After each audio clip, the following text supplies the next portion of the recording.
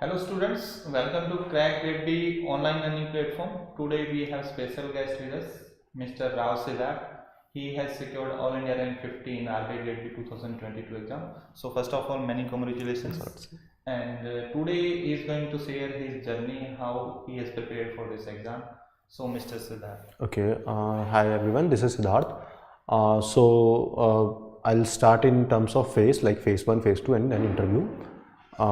First, it will be better to start from your introduction. That what is it? Most of the students want to know this one also. Okay, so I am Siddharth and I passed out from NIT Bhopal in 2020.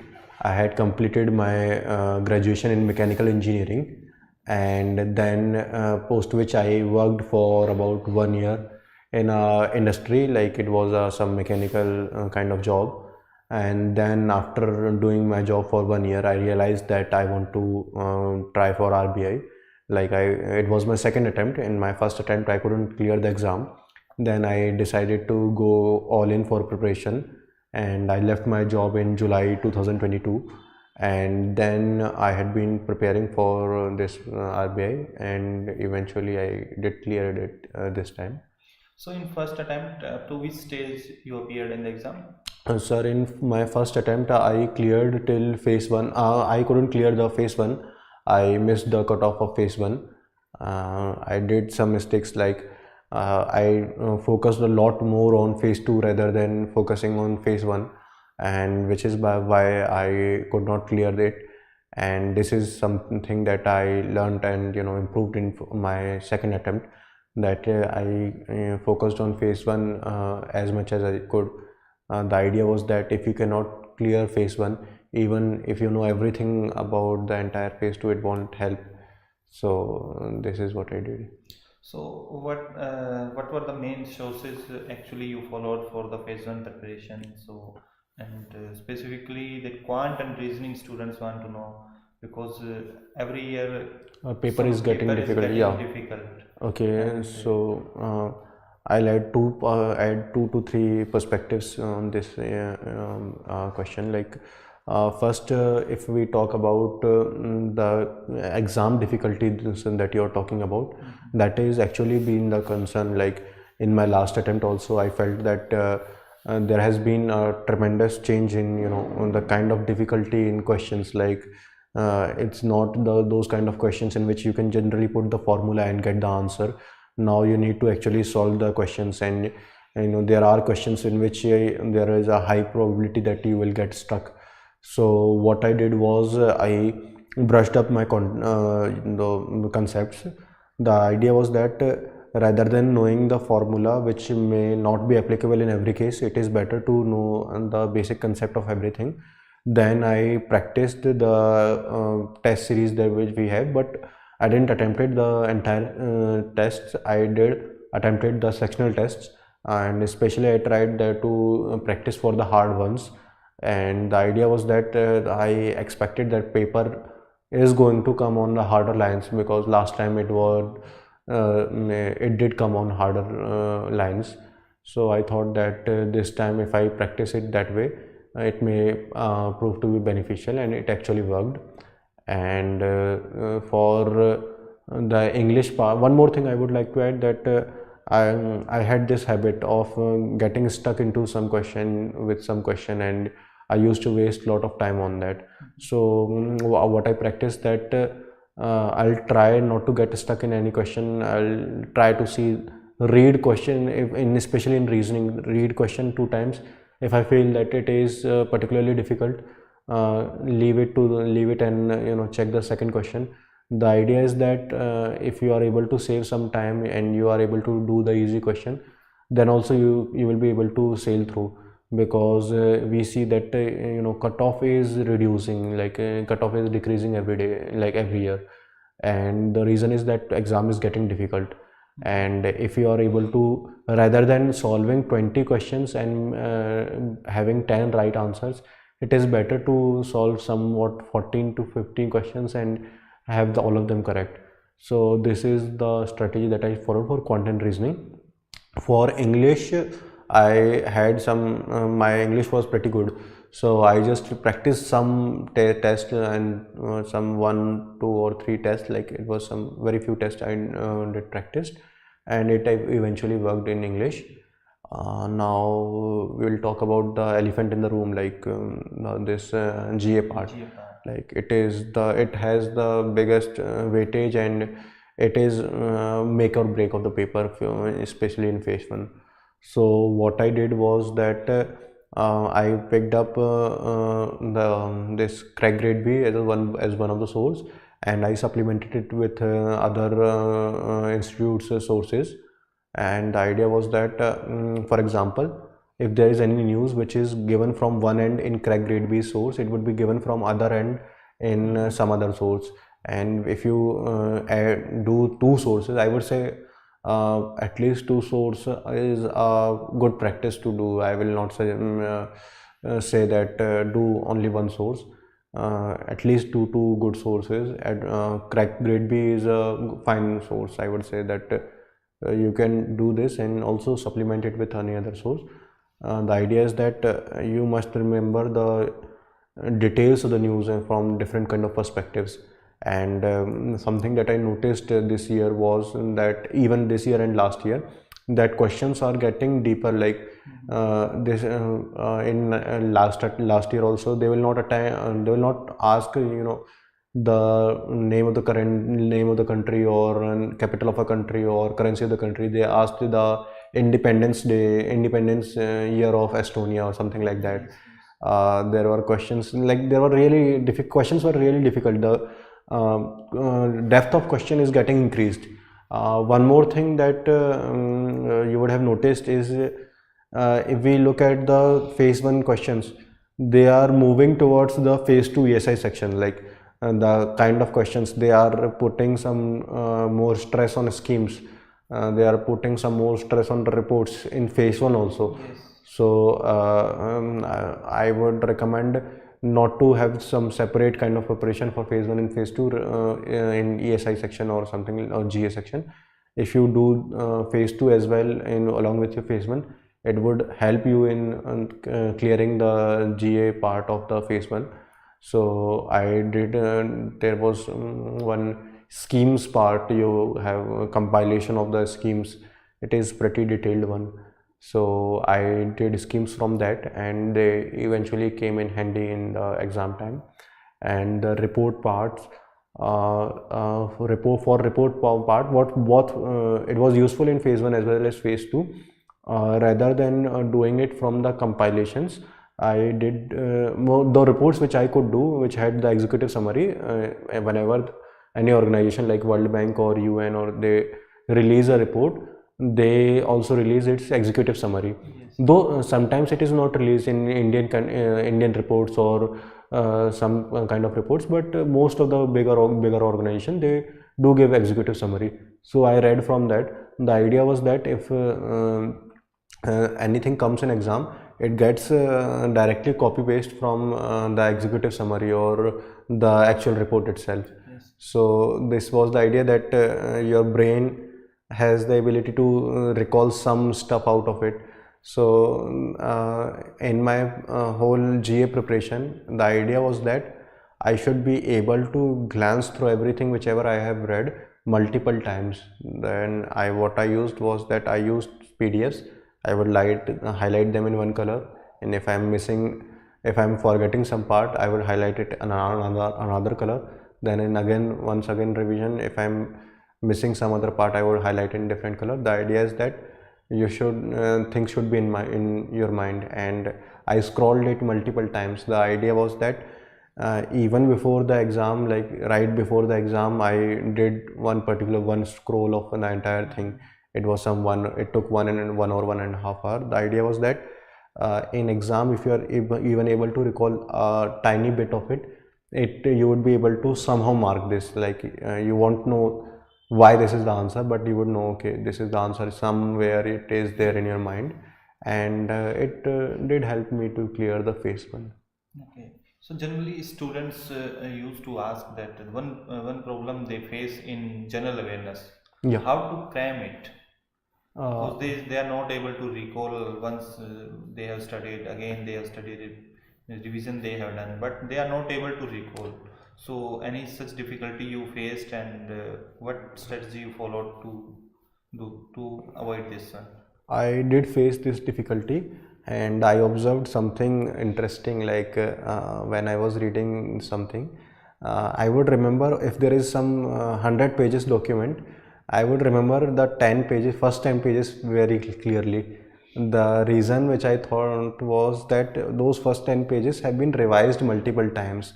Like even if it is a 100 pages document, if you are going to 25th page, you would have to scroll through first page. The idea was that if you scroll something multiple times again and again and again, and the color method which I told you about, if there is something in your mind, if your mind has retained it, it is for sure it is going to retain it. It is not going to forget. The problem comes when there is something which our mind misses. So highlight it in one color, one particular color, the things which you find important. Then in second reading, out of that highlighted part, if you are missing, if you are forgetting something, highlight it in different color. If you are again forgetting something from the second highlighted part, highlight in the third color. Now the third color things, they are the primary objective for you. Like you need to remember those things because you are forgetting them continuously. So you would get an idea, this is the part where my mind has not focused enough, this is the part where I need to focus. And the first part, like in the first highlight, you know that my mind has some memory of this part, it does not has that much of the priority, so that you can balance the things and remember as much as you can. The idea is not that you need to remember everything, it is just you need to remember more than others. So if you are able to do that, you will be able to sail through phase 1. Yes. Okay, one more thing students generally ask about that. How many months current affair they should follow? I personally followed some 5 months current affairs, and 6 months, sixth month, I did somewhat only the important ones. Like what I did was, if there is any news in the last month, every news of the last month is very important. Every news of the last 3 months, some important news of the last 3 months, and some very important news of the last 3 to 6 months. Like I prioritized the months in a way that if there is something that is in news 2 months before the exam, every such news would be important. It can be something very small event also, then also it has a higher probability of coming in exam. But if something has happened 6 months ago, then it must be a really big news to come in the exam. So what I did, that the older news, I didn't skip the older months, the 5th or 6th month or 7th month. I just did there are almost 30 to 40 important news, like really big news on those months.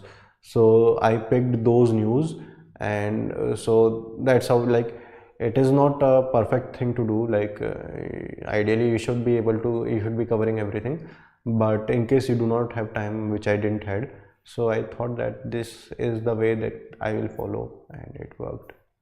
Okay. So in the last attempt, you told that you were not able to clear the phase 1 cutoff. So in which section you missed last time? It was pretty much in reasoning and the GA section. I should have got at least some 3 to 4 marks in every section. I would have cleared the last year's cutoff, but I got stuck in the reasoning, and in the GA part I didn't study in that much depth which was required for the exam. Okay. Which I And one more thing, in phase 1 generally we used to get the queries from the students, those who are going to appear in this year exam. So they ask about static GK part. Static GK, they generally ask about these airports, national parks, such things. Do you follow that, and such things are important as per your view? They are important, I would say, but static GK itself is a very wide area. Like the range is really large. So what I thought that I would focus, I would read some of it, like important things, Then I focused that I will read the current part and static part related to the current affairs.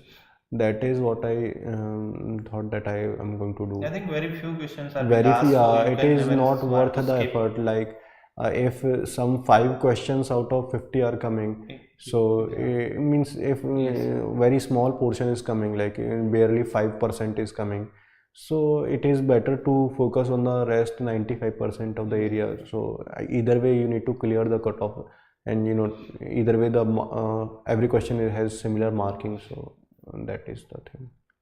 Also, quant, many students are facing difficulties because the level has been increased.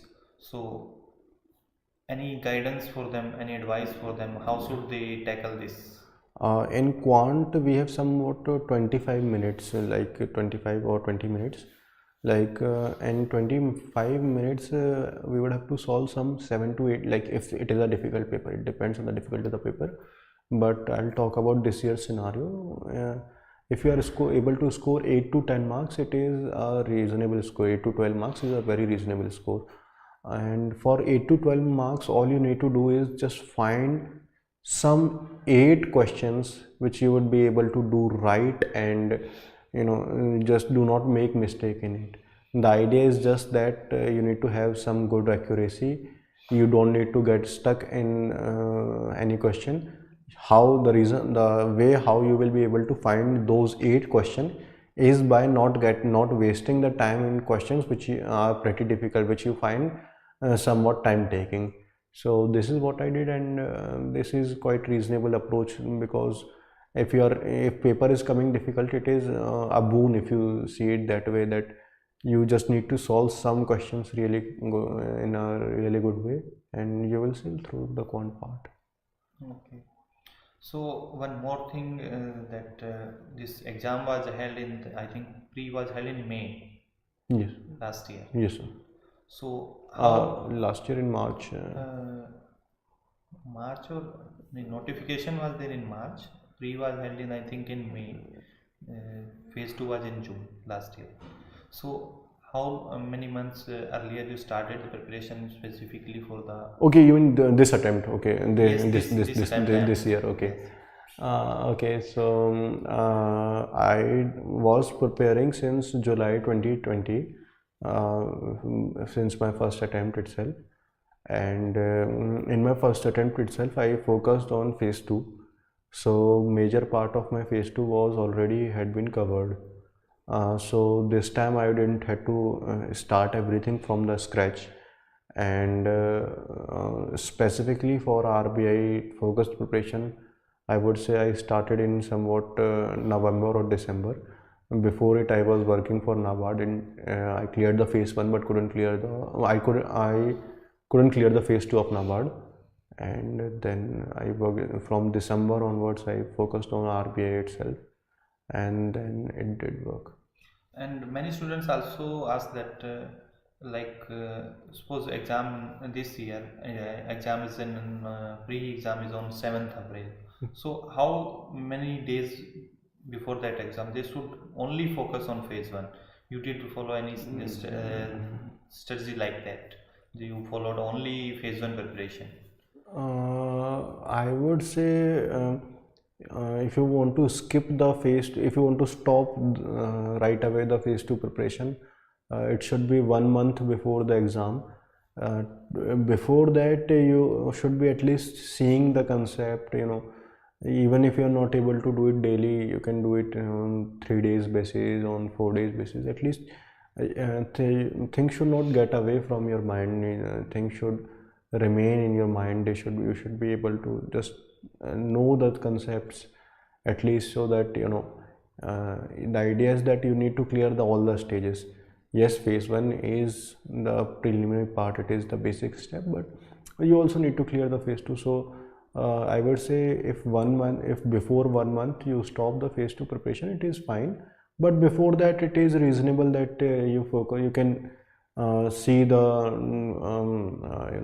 chapters, and complete as much part as you can. It is not necessary that you need to complete the entire phase 2 part before your pre-exam. but yes, you can complete at least half of it. It is not that big to complete, I would say. Okay. One more question I would like to ask you, and I want your honest advice on that also. Yeah. That many students struggle with the face cloud. That every month 300-400 pages are there in the general awareness part. So you did follow the affairs cloud, or it was really helpful if you followed? Then it was really helpful for the this RBI Grade B exam, or did you follow other sources? For the phase 1 GA preparation only, I'm referring. I would say that I used CrackGradeB also and the Affairs Cloud also. The idea which I told you about was that if there is information, you need to cover it from both the sides. I would personally say that if you do have time, then at least you should be covering both the sources. The reason is that paper is getting difficult. It is true that covering 350 pages, 400 pages is pretty hard. It is no doubt it is pretty hard, but eventually it does has its benefit. I would say if it doesn't mean that if you do not do that, you will not be able to sail through. If somehow you are not able to do that, I would say the doing CrackGradeB material is the basic which you should be completing first, because it has very compact news. It has news in very compact form, very crisp news, very important details, specifics it does has. Once you are done with the specific parts of the news, once you are done with the important areas of the news, important news, then you should be, if you do have time, you should pick up the Affairs Cloud also, because it is a larger source. It is a wide kind, it has kind of wide kind of area, and if you are able to complete it, it is reasonable.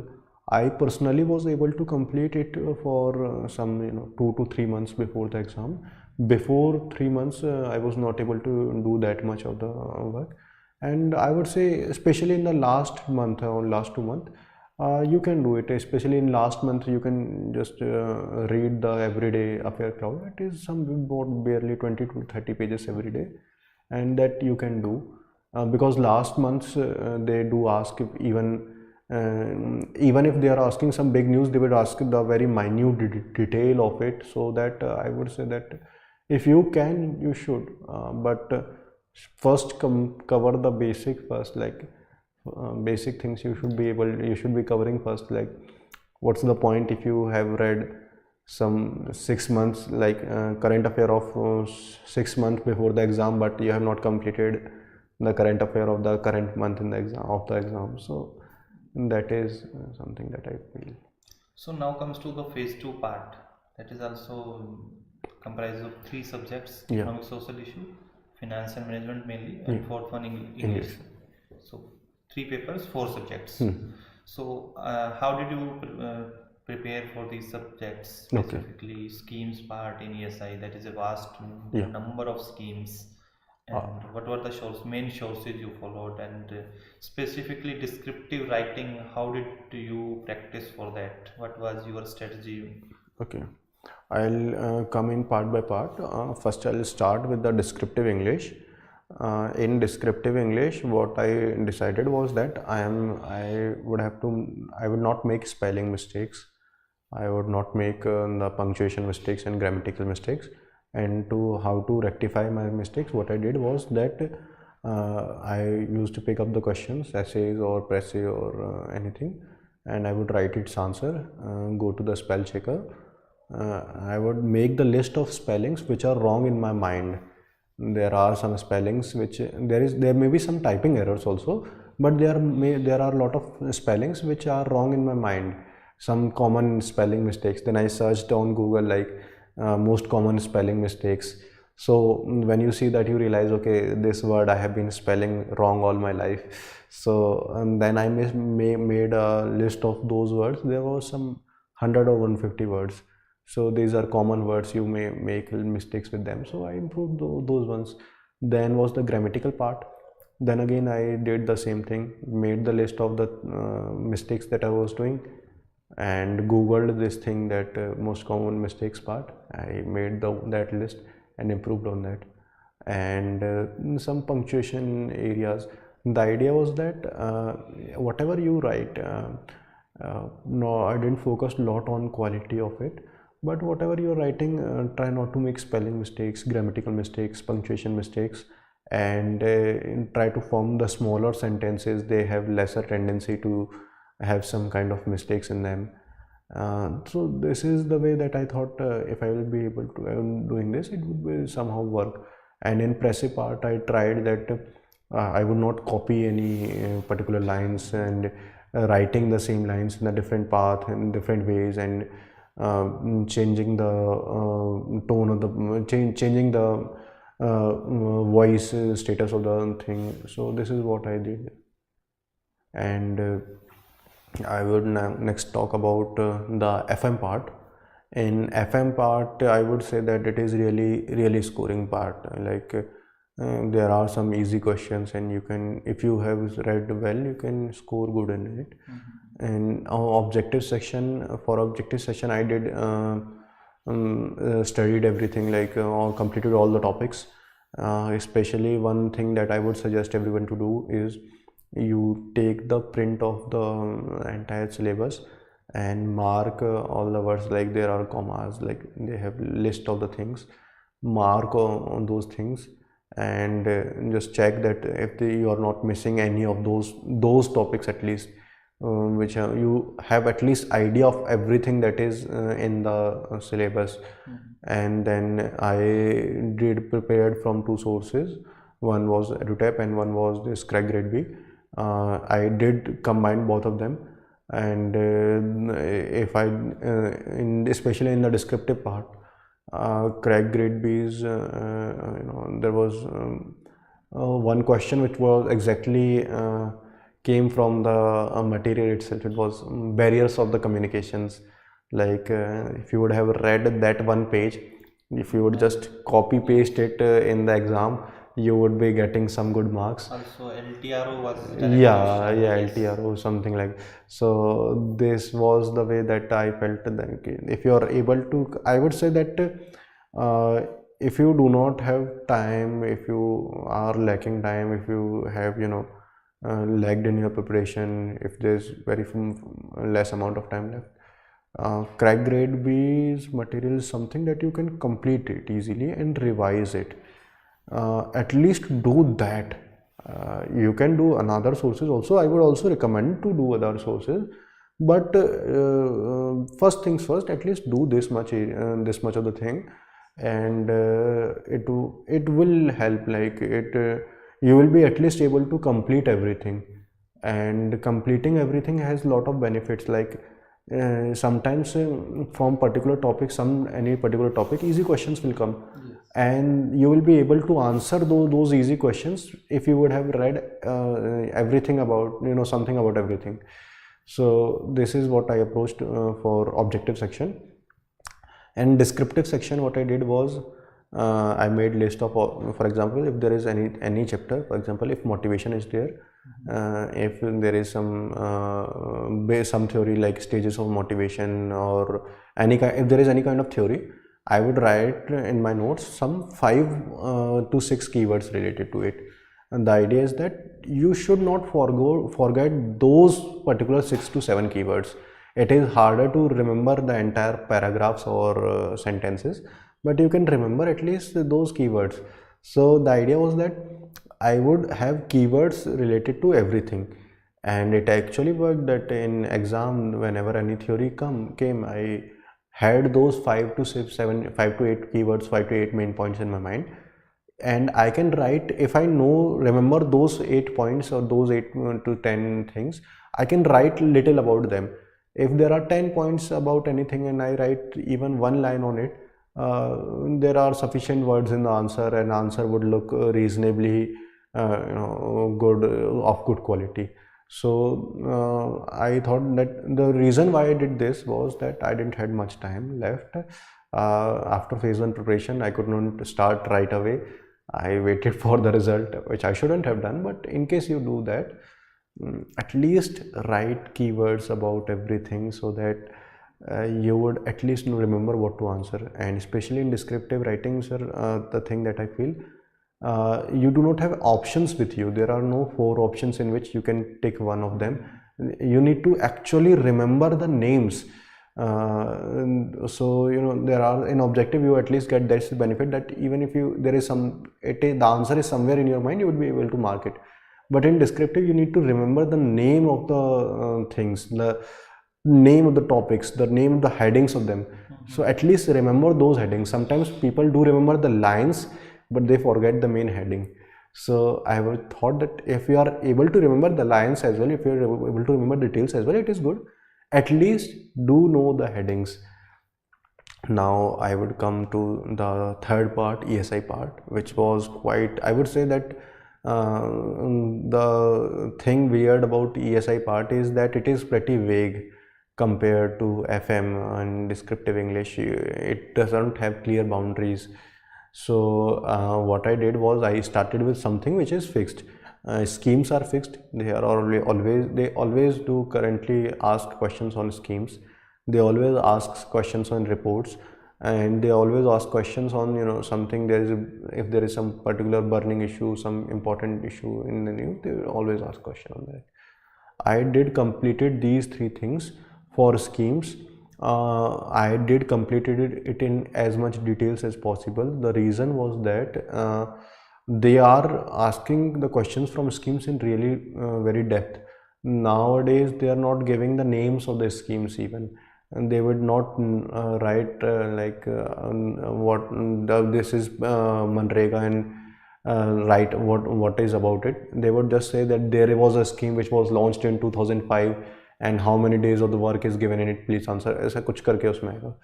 तो you need to remember the details of scheme in very vividly so that जब exam में आए तो आप उसमें बता सको कि हाँ आपका दिमाग समझ पाए कि ये पर्टिकुलर किस स्कीम की बात हो रही है.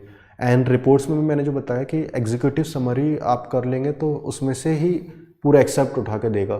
तो अगर आपके दिमाग में होगा ना तो आप कहीं ना कहीं कुछ ना कुछ करके उसमें आप आंसर दे पाएंगे. So this was my idea कि ऑब्जेक्टिव अगर ऐसा कर लेते तो फिर you can score somewhat good marks. Like you don't need to score some 40 to 45 marks, but you can score some 25 to 30 range, 35 range. You can score this way. Now the difficult part was this ESI descriptive.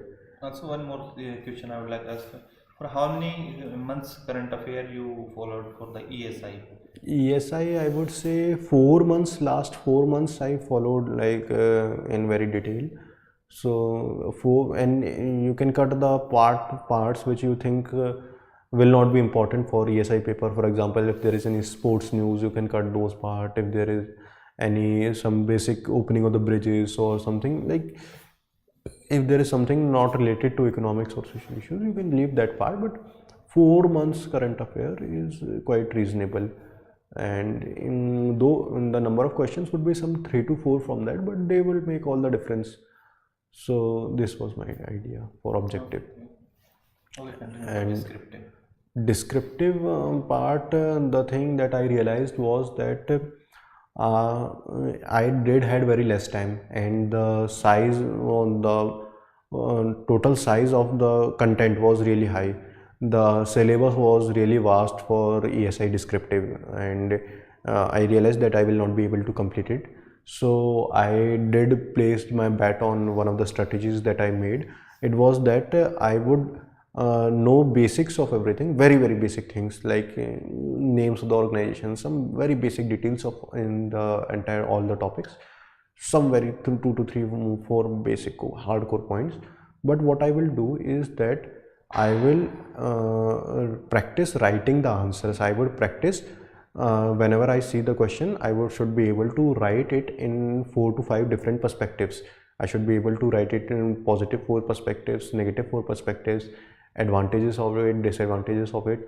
So the idea was that to have some kind of diversity in your answer. And one more thing that I did followed even in the actual exam was that to include the castaway sections, the weaker sections of the society, and specifically mention those weaker sections which you are thinking about. should write about women empowerment. It is equally important to write about the transgender empowerment in your answer. It is good to write about the scheduled caste and scheduled tribes empowerment, but it is equally important to write about the primitive tribal groups empowerment. The idea was that you should be conveying to the examiner.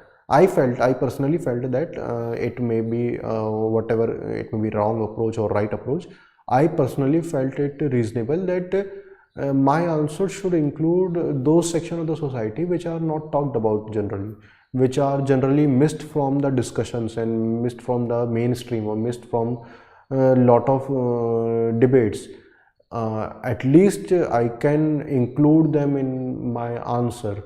That I would personally feel good, and this is what I did. And so even there was one answer, and I couldn't type much, so I did wrote some lesser words in those 600 words answers. I wrote somewhat 350 to 400 words, 300 to 400 words, which I used, and in 400 words questions I used 250 to 300 words.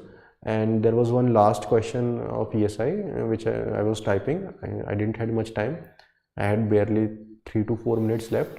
I wrote somewhat 100 or 120 words, but the idea was that in those 120 words I should be able to cover all the headings. I should be able to cover all the sections of the society. If the question was about some rural employment or rural entrepreneurship, if in that answer, if I am able to cover that its advantages, it will include empowerment of the women's and transgenders, and the removing the caste divide, and improving the health and education status of the population, the changing of the way people think, improving the improving the entrepreneurship among people, raising the income of the area as a whole. So if you are able to, even if in 120 to 150 words, if you are able to include those different kind of ideas, you are at least conveying the examiner. Either way the papers are going to be checked manually, you are at least conveying him that though I didn't write many words, I may not have time, but I did include these things in my answer. And that becomes many students have such myths in their mind that word limit actually matters. I have many times advised them word limit is secondary. First is the quality of the content, what you are going to write. So there is example in front of you, and he scored very good marks. Also in descriptive ESI he scored 32 out of 50. That is a very good score. And in descriptive English 63 marks, in financial management 31 marks, and objective part ESI he scored 24.5, in FM he scored 34.25, and in interview 60 marks, so total 244.75 marks. Yes. So this is something that I thought. I would say that yes, word limit is important. It is. I would not say that it is not important. Yes. But in case, because typing speed you cannot improve in a day, but content wise things you can at least have the idea of what you are going to write. For example, there was one question of global financial crisis. I just read it, some content related to it just before getting into the exam hall, and you can at least improve the content. You can at least have some idea of the content what to write, because typing speed takes a lot of time to improve. If you have some 4 to 5 months, I would say you can practice daily some 30 to 20 minutes, 20 to 30 minutes. It would be really enough. But in case if you are not able to do it, it does not mean that you need to give up. You can still do something in that. So this was my idea that okay, this much I cannot control this part. I can control this part. Let's control this part. So this was how I cleared phase 2. Okay, so few more questions students generally ask, that they should follow the RBI website for RBI circulars, RBI FAQs. So does it require, or they should follow whatever institutions they are following? I actually realized I didn't do this, but I actually realized it during the interview preparation. I didn't read the RBI website FAQs on the RBI website, when I was preparing for phase 2, but when I was preparing for interview, I did study them the FAQs on the RBI website. I would say that I would personally recommend that you should be doing the FAQ. There is a part of FAQ on RBI website. You should be, and it is really small part. It is barely somewhat 30 to 40 pages, not more than that. If you are able to complete that part, just remember that part bit by bit. Either way, even if you are clearing phase 2, you need to complete that part for the interview itself. But if you will do that before phase 2, it would really help in. I could feel that there was some 3 to 4 questions which were coming from FAQ. They were somehow related to FAQs, and if you are if you have done the FAQs well, you would be in a better position to answer those questions. There was some question related to CD in the certificate of deposit, something like that. It had the question was something that if you would have studied the RBI FAQ, you would be easily able to answer it. But in case you have not read that FAQ, even though you would have read a lot about that thing, it would be pretty difficult for you to answer. So the question was framed in that way. So I would say that it is some barely 50 pages. FAQ part is not something that I would say that to leave for phase 2 itself. Other than that, there is a lot on RBI website. I would not say that you can do the compilations for it, the initiatives by RBI, the recent circulars or anything. You can do the compilation for it, but there is those 40 pages FAQ. I would say that you should be doing that part. Okay, and PIB website? PIB website, I personally found it too difficult to complete. The reason is that even though questions may be directly coming from PIB website, but its size is so big that it is particularly difficult to cover it completely. So what I did was that I would complete the Affairs Cloud and the CrackGradeB material and some other coaching institute material, so that I have lot of information with me and I may be able to recall some part of it, so that I would be able to clear the exam. One more question students have asked: how much typing speed is required to complete the paper on time?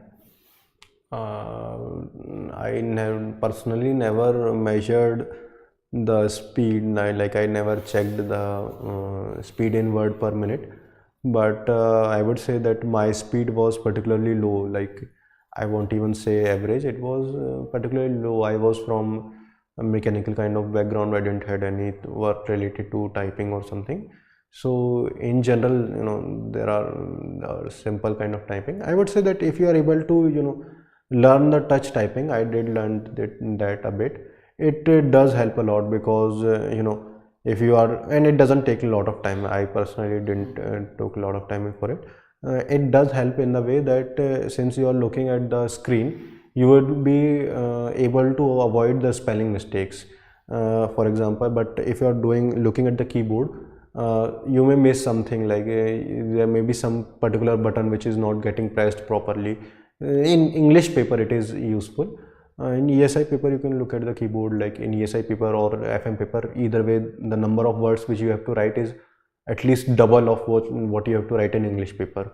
So in that I would recommend to look at the keyboard, but in case of the English paper, it is better to learn for the touch typing, like all the fingers we have to keep, and that becomes quite handy in that. One more thing that I particularly did was that I had this in in YouTube you can find the sound of the typing, like a lot of sound. There is a lot of sound. So I picked both of my earphones and put the phone on highest volume, and then I would practice writing the answer, or practice making the points for the answer for ESI, FM, even for the descriptive English. The idea was that your mind should be in the practice of thinking in that kind of sound, that kind of environment in which there is so much sound. So I practiced it on very high volume. The benefit was that when in actual exam, I felt there is so much silence. Like what I had practiced was much more much more loud than the actual typing sound in the exam, because this is something that I felt in my NABARD mains exam. that I was not able to think clearly, I was not able to type clearly because of the because sound. number of students Because everyone is, typing and the yeah, keyboard exactly, is little bit that will make noise. So and when something like this happens, you get into the state of panic that only you think that since you are getting sound from every other keyboard, you feel that only you are typing slow and everyone is typing very fast. yes. So you get into the panic kind of mood. So I realized that if I'll just practice this and do this way, so it will work. And one more advice I would like to give to all the aspirants: if you are practicing, then do not practice this typing on the keyboard of the laptop. Yeah. Additional keyboard you can purchase and connect that keyboard and practice on that, because in real exam you will be having that type of keyboard. And try to practice at least once in a week. Try to at least practice once in a week. One more thing that I would like to add here is that I did this thing that I saw the keyboard, which I gave other exams also, and I saw the keyboard. They generally have some similar kind of keyboard, like there is some HP or Dell keyboard.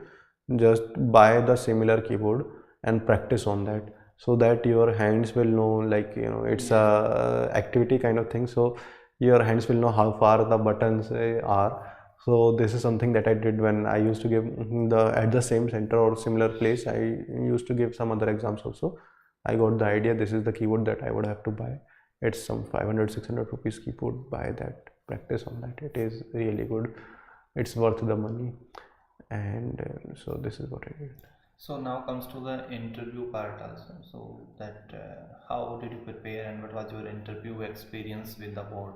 And any advice for the aspirants also? Okay, I'll start with what I particularly prepared for the interview.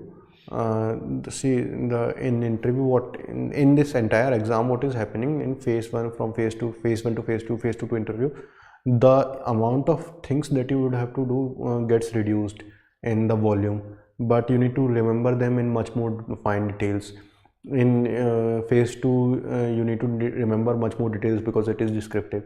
In interview, you need to remember in much more details and much more accurately, and you show that you should be able to recall it at the moment. Whenever anything is asked, you should be able to replicate the exact keywords which are required. For example, someone is asking about e-rupee, or there's some you should be able to clearly express it. If someone is asking about there's some kind of payment voucher which the government had started, you should be able to write it. I think it was e-rupee only. You should be able to clearly say at the moment that it is person specific, purpose specific voucher. If you were to use these kind of keywords in the interview, because what happens in the interview is that you get some barely 12 seconds to answer the question, and in those 12 seconds, if you are not able to recall the exact perfect keywords, it will not be useful. You should be starting, because the interview member, the panel members, they do not have that much of the time. Whenever they are asking questions, they just want to check that do you know the important part of this thing or not. So they are asking anything about to you, you need to have some 3 to 4 keywords ready in your mind, like if anything comes related to this particular thing, if anything comes about this particular function of RBI, I should be able to answer these 4 keywords. There are some in RBI website, there is some function details given. You should know the details of every function. You should know 5 to 6 keywords of those functions, of each and every function. If there is anything new that is happening on that is in the central part of the website, in the middle of the website, it shows whatever new things are coming. You should be knowing in detail like what is happening. You should have there are 8 to 10 keywords of any news that RBI is doing. You should be knowing those 8 to 10 things. You should be knowing the layout of the website. And then there is one book, The Function and Working of our RBI. It is some 300 pages book. You should be completing that at least 2 to 3 times, or even 4 or 5 times is less, I would say, because The reason is that you may know the answer, you may know a lot about the answer, but the thing is that you need to know it so well that whenever question comes, you are able to answer it right at the moment. So for moving from that thing that you take some 10 seconds to recall the answer to you are just answering it in a moment and saying the very important keywords, you would have to do it multiple times. This is what I would suggest. So this is how what I personally prepared, and I would now tell about the and one more thing, in mock interviews, I gave mock interviews. There was one offline mock interview which was organized by CrackGradeB. I would say, and that was the only offline mock interview that I gave, and I don't think there was any other offline interview that was organized.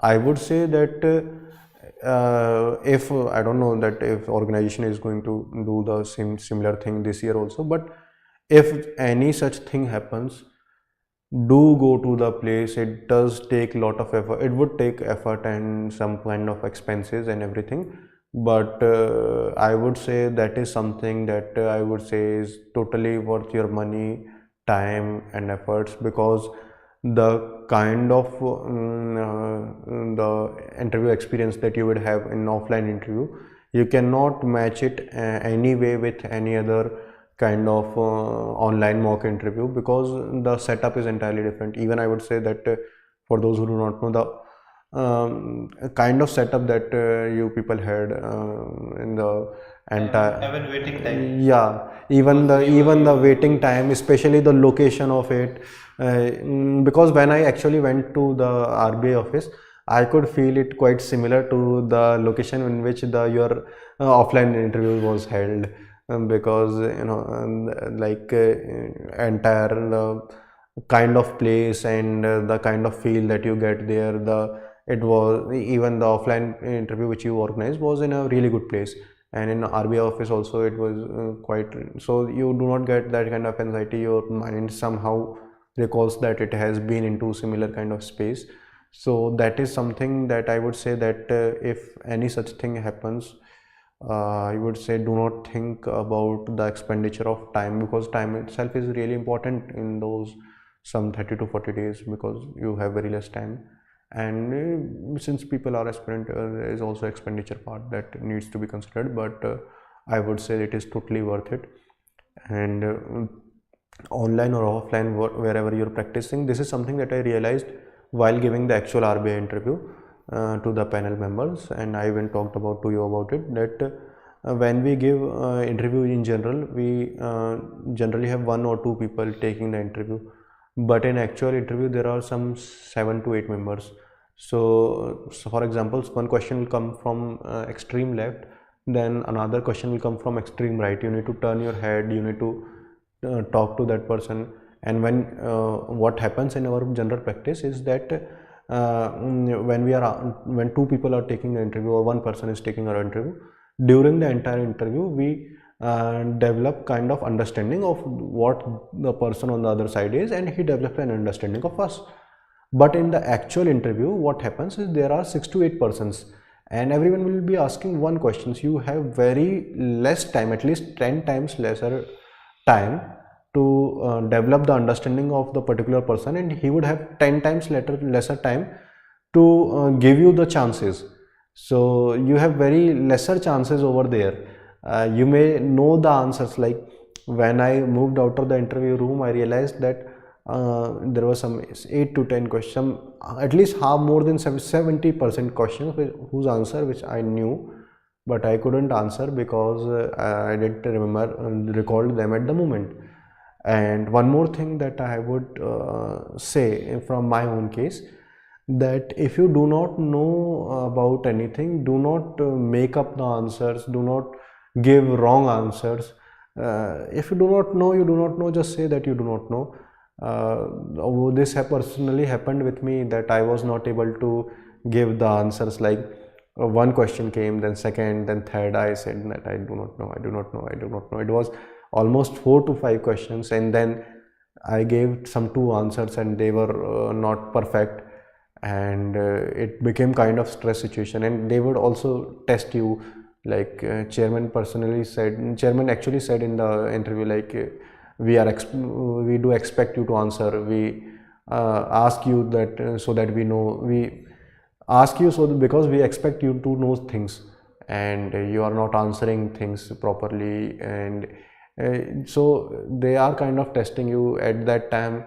I personally, I would say that it did felt really bad. I did cried after getting out of the interview room. But the point is that you do not need to cry inside the interview room. During the interview, you just need to maintain the calm and say that, okay, sir, I will try and work on that. Because, and this is something that I personally would say will last. This is something that I think is more important than the knowledge, because had it been only about the knowledge, I would not be getting 60 marks, or I would not be getting this kind of score or clearing the exam. It is also about things other than knowledge. That is the reason I personally feel that I was able to score this much. There were people who probably would have given better answers or had better technical understandings, but they may, or maybe I may have done something better in being calm in the situation and trying to keep the environment as calm and composed as it can be.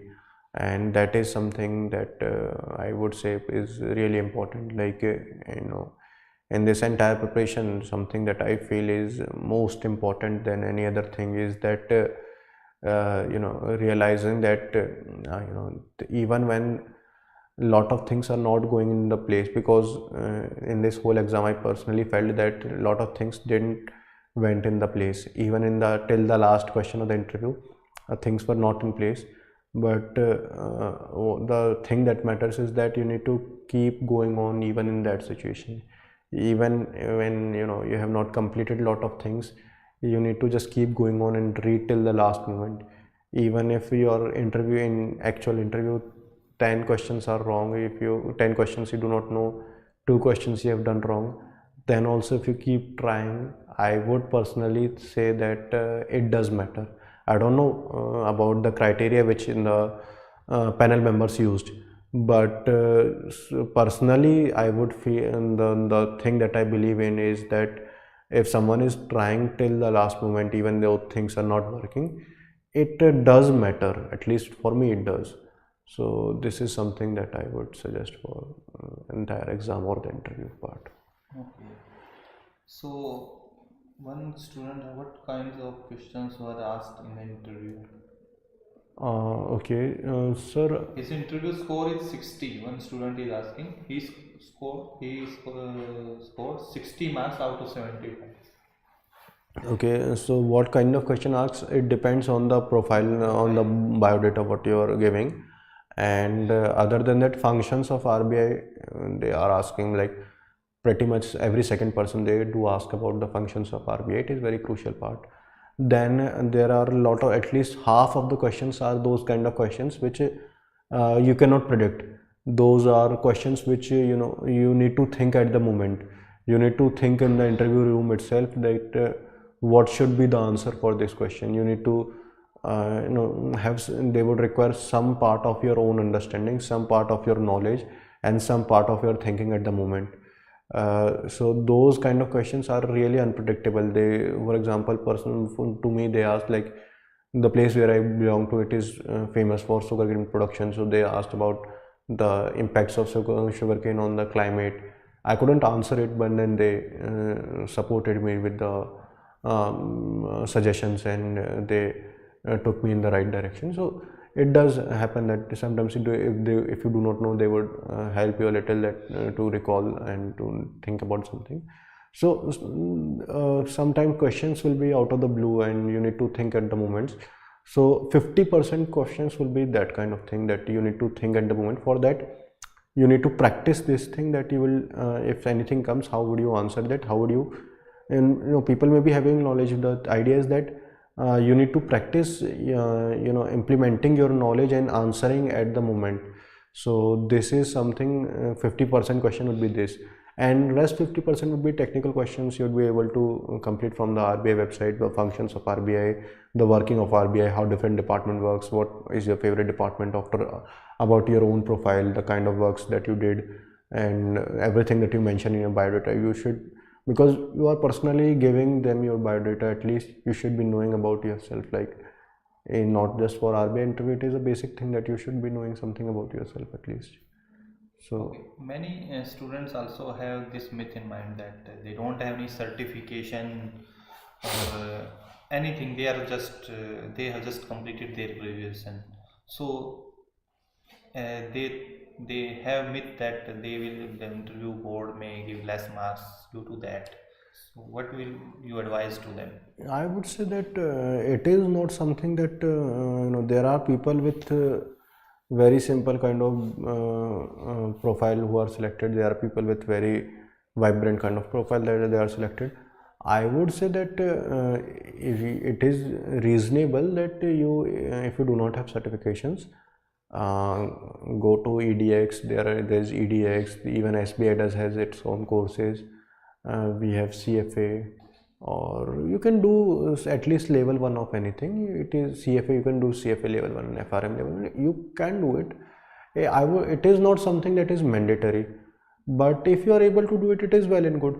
And if you find CFA and FRM to be very long, they can do some small kind of certifications in fintech, in kind of Excel, or some SBI has its certification on EDX related to risk management. So there are different organizations having different kind of certifications. You can do that. If I would personally suggest that it doesn't take lot of effort to do that, and if you do that, it would look different. It would look somewhat vibrant point in your interview. It will look a spike in your CV. But it doesn't mean that if you do not do it, there is much of a problem. Actually, many aspirants without any certification have selected. And it doesn't take much to do any kind of certifications also, because I'm not talking about CFA or FRM. They do take a lot of effort, but other than that, there are some CFA, FRM, JIB, CIB. They take a lot of effort. But other than that also there are a lot of certification. You can do Excel certification. You can do fintech certification. You can do certifications in the finance part or management part, or we have IMF having the different kind of certification. You can do any of them, and it doesn't take it takes some 2 weeks or 3 weeks to do them. So it would be good if you are able to do it, and if you're not able to do it, just focus on the part which the idea is that if you are able to control some part, do work on that. But if there is some part which is out of your control, leave that part and focus on the part which you can control. Okay, one last question. Actually, students, this question also asked, and one student have asked, what about the actual exam experience when first time any candidate is going? So what should he or she have to take care when someone is going first time to appear in the exam, attempting the exam? What should I would personally say that this is the exact mistake that I did last year in last attempt, that RBI was the first exam that I gave in that kind of mode. It was the first exam from IBPS that I gave, and it was from last year. Then after this, before this attempt, I gave a lot of other exams which are organized by IBPS, so that your brain gets an idea. Okay, this is the process. This is going to happen. They are going to give you admit card. This is how you are going to print the admit card. Try to keep the similar center. You don't need to fill every form, but IBPS does organize some other exams also before this. They have a SBI exam before RBI or something.